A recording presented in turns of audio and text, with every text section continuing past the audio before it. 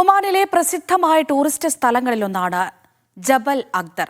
ഇപ്പോൾ അവിടേക്ക് സഞ്ചാരികളുടെ ഒഴുക്ക് തുടരുകയാണ്. ജബൽ അഖ്ദറിന്റെ വികസനത്തിന് വിമാനത്താവളം, പുതിയ റോഡടക്കം നിരവധി പുതിയ പദ്ധതികൾ നടപ്പാക്കാനും അധികൃതർ ഒരുങ്ങുന്നുണ്ട്.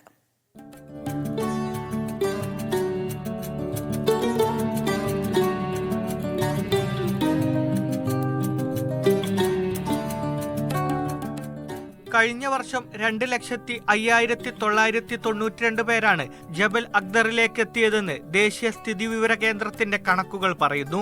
1,02,241 ഒമാനികളും വിദേശ രാജ്യങ്ങളിൽ നിന്നായി 80,085 ടൂറിസ്റ്റുകളുമാണ് ജബൽ അഖ്ദറിന്റെ സൗന്ദര്യം നുകരാനായി എത്തിയത്. അൽ-ഹജർ പർവ്വതനിരയുടെ ഭാഗമായ ജബൽ അഖ്ദറിൽ വേനൽക്കാലത്ത് പോലും 20 മുതൽ 30 വരെയാണ് താപനില.